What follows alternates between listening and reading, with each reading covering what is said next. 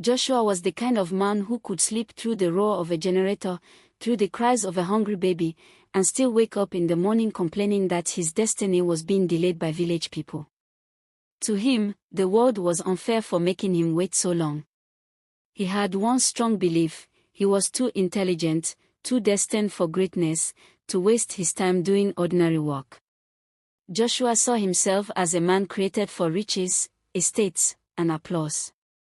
A white-collar job in an oil company was his birthright, and he was waiting for it the way some people wait for miracles. He stretched his legs on the sofa, played games on his phone, and told fate that patience was all that was needed. "Fate, just give me time," he would say, yawning like a king. "One day you'll see me driving the biggest car in town." Fate, however, was a different kind of person. Where Joshua saw obstacles, she saw opportunities. While he was waiting for a company to call him out of the blue, Fate was out in the sun, sweating but smiling, running her small catering business. She woke up at 4 a.m., cooked for 3 clients, delivered the meals, attended her lectures, and still came home to prepare food for Joshua as if he had fought a battle. They were a strange pair, like firewood and rain, like sugar and salt. To outsiders, Fate's loyalty was a puzzle. People whispered behind her back, "Fate, you fine past this boy. You get brain. You know how to cook. What are you still doing with Joshua?" her friends would ask, shaking their heads. Fate would just smile gently and say, "He has dreams. One day you will see." That was the only defense she had for him. Joshua loved to talk about his future. He would sit in the shade and tell long stories of the mansion he would build, the cars he would buy, and the estate he would own. But after painting these beautiful pictures, he would return to his phone games or roll over to sleep until noon. Faith believed in him. She carried his weight on her small shoulders. She paid part of the rent, bought groceries, even gave him transport money when he wanted to go out with his friends. But in the deep corners of her heart, sometimes she asked herself, will his dreams ever become real? As time passed, Joshua's impatience grew like a wild weed. He wanted sharp money. Quick money. Money that would announce him instantly. He did not want to suffer like Faith, sweating in the sun for little gains. He wanted to wake up rich one morning. One evening, Joshua sat with friends at a bar. They drank cheap gin and laughed about life. "My brother," one of them said, pointing at Joshua, "if you continue like this, you will die broke. Better go and do yohu or ritual. Quick way is the only way in this world." The others laughed, slapping each other's backs. But those words did not leave Joshua's mind. Yohu, ritual, quick way. That night, Faith cooked beans and plantain. She told him happily about a customer who promised to give her more orders next week. But Joshua's mind was far away. He was hearing only the echoes of his friends' laughter. When Faith served his plate, he barely touched it. "I'm not hungry," he said, staring at the wall. She looked at him with worry. "Are you sick?" "No," he muttered. "Just thinking." But his thoughts were dark. The poison seed was planted. Joshua began to notice things he had never cared about before. He saw men driving flashy cars and wondered if they worked ordinary jobs. He saw young boys throwing money around at parties and asked himself, what is their secret? Soon, he started listening more carefully when people whispered about charms, sacrifices, and rituals. One afternoon, he strolled down a dusty street. Near a kiosk, he overheard 2 men talking in low tones. He pretended to play draft while their words entered his ears. "Are you sure it works?" one asked nervous Desmond. "My brother, it works like fire," the other replied. "But you must sacrifice someone close. Someone who trusts you completely. That is the only way the spirits accept." Joshua's heart skipped. He froze where he sat. Sacrifice, someone close, someone who trusts you. That night, he lay on the bed beside Faith, staring at her face. She was fast asleep, her lips slightly parted, her hair spread on the pillow. She looked peaceful, innocent, trusting. A thought whispered inside him, she trusts you. She believes in you. Isn't she perfect for the sacrifice? He turned away quickly, sweating. No, no, he whispered to himself. But the thought did not leave. It circled him like a mosquito, buzzing louder every minute. The next morning, Faith returned from her deliveries with a nylon bag of oranges. Joshua, she said cheerfully, look, I bought oranges for us. You've not been eating well. She peeled one and pushed the juicy slices into his hand. He stared at her fingers, at her eyes, at her smile. Guilt stabbed his chest, but greed whispered again, she trusts you. She loves you.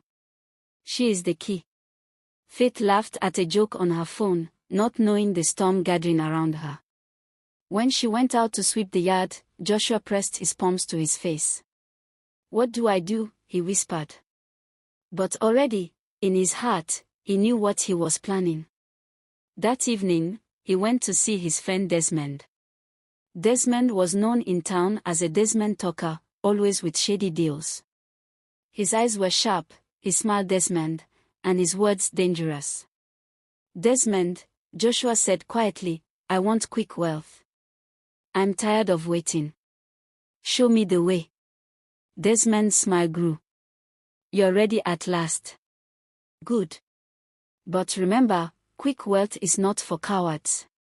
You must do what others fear. What must I do? Joshua asked, his throat dry. Desmond leaned closer, whispering like a snake. There is a man. They call him Chief Roland. He is not for jokes. If you are serious, I will take you to him. But once you start, you must finish. Half ritual is worse than no ritual. Joshua swallowed hard. He felt as if he had already entered a dark road. But he nodded. I am ready. That night, as Faith prayed before bed, Joshua lay quietly, pretending to be asleep. She prayed for him, asking God to bless his dreams and make him great. Her voice was soft and pure. It should have melted his heart. Instead, it made him restless. He turned on the bed, staring at the ceiling. In the silence of the night, he knew his choice was already made. He would follow Desmond. He would meet Chief Roland. He would walk the path of quick money, even if it meant betraying the one person who loved him most. And as the generator hummed outside and Faith whispered amen, Joshua's soul stepped closer to darkness. The next day, the sky was bright, but Joshua's mind was dark. He watched Faith pack food into warm bowls. Her hands were quick and gentle. She hummed a small song as she tied each package with care. Her smile made the room feel soft. But inside Joshua, a cold wind blew. By afternoon he slipped out to meet Desmond. They met near a phone card kiosk at the edge of the market. Downfall bosses shouted. Traders called customers. Dust rose and fell like tired breath. Desmond wore a red cap and a grin that did not touch his eyes. You came, he said. I'm ready, Joshua replied, though his voice shook. Desmond leaned in. No turning back. I know. Good. Desmond pointed down a narrow street. Tonight, 9 o'clock. Bring a white cock. Bring money for cola and gin. Wear plain clothes. No perfume. Don't tell anyone. And remember, half ritual is worse than no ritual. The words stuck to Joshua like glue. He nodded and went home. Faith returned tired but cheerful. She counted her small money. She kept some in a tin. She gave Joshua the rest for dinner. Buy bread, she said. We will drink tea and rest. Tomorrow will be better. Tomorrow, he repeated. Late in the evening, when the stars began to blink, Joshua told Faith he wanted to buy cold water. He slipped out and met Desmond in the shadows. They walked through sleeping shops and broken fences. They took a narrow path into the bush behind town. Crickets sang. A thin moon followed them like a small eye. A low gate waited at the end of the path. Desmond knocked 3 slow times. The gate opened a little, as if a hidden hand pulled it. They entered a small compound. A lantern burned close to the ground, making long, dancing shadows. 3 white chalk lines lay on the earth like quiet snakes. A man sat on a wooden stool, back straight, head tied with white cloth, wrapper black with tiny red marks. Chief Roland, Desmond said, bowing. A son has come to seek speed. The man spoke without turning. His voice was slow and thick, like palm oil. Speed burns men who are not ready. Why do you run? Desmond pressed a hand into Joshua's back. I want wealth, Joshua said. I am tired of waiting. Waiting is the school of wisdom, Chief Roland answered. But if you hate school, you will pay for ignorance. He turned and looked at them. His eyes were small but bright, like charcoal under ash. He saw the white cock. He saw the gin. He saw the envelope. He saw through Joshua. Sit. Joshua sat on a rough mat. Chief washed his hands in a calabash. He drew 3 lines with chalk and put the lantern in the center. In this world, he said, every door has a price. The door you want is heavy. You cannot push it with common hands. You must pay with something precious. What price? Joshua whispered. A heart that trusts you, Chief said. A voice that calls your name with love. Bring that heart with your own hands. If the heart stops under your watch, the door will open. The words fell like stones. Joshua heard them and felt heat in his ears. He did not say Faith's name, but it rose in his mind like a candle flame. Bring the person in 7 nights, Chief added. Before the moon grows fat. If you fail, the door will close and your shadow will pay.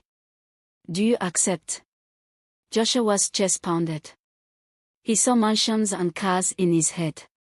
He also saw Faith's soft smile. 2 pictures fought inside him. I accept, he said. The word came out small. Chief took the white cock, whispered to it, poured gin on the soil, and touched the chalk lines. He rubbed chalk on Joshua's forehead. From now you are seen. Do not eat salt for 2 days. Do not touch your woman. Bring her on the 7th night. She must walk by herself. If she smells fear, the ground will reject you. They left. On the way back, Desmond said, be a man. No shaking. But when Joshua reached home and saw Faith asleep, her hand on the empty space beside her, his heart shook. He lay on the floor and stared at the ceiling until morning. The next days were slow and strange. Joshua avoided salt. He avoided Faith's touch. When she tried to hug him, he stepped away and pretended to be busy. Are you okay? She asked. I'm fine, he lied. I'm thinking of our future. Then think good thoughts, she said, smiling. We will rise together. Her hope caught him and healed him at the same time. On the 3rd day, Faith had a dream. In the dream, she carried a bowl of food along a narrow road. A shadow blocked her path. When she moved left, the shadow moved left. When she moved right, it moved right. The shape of the shadow looked like Joshua. She woke with tears on her face. She prayed quietly. God, protect me. Protect him. If there is danger, show me. In the afternoon, her friend Precious visited. They ate roasted corn on a bench. Faith, you look tired, Precious said. That boy, his eyes are not steady. Be careful. He is stressed, Faith said softly. He will change. Change. Precious shook her head. My friend, if a man wants to rise, he will start with small steps. This one sleeps and waits for thunder to carry him. Your heart is too gentle. Do not let it lead you into a pit. Faith's smile was thin. I hear you. On the fourth day, a banana seller, an old woman with bright eyes, stopped Faith by the roadside.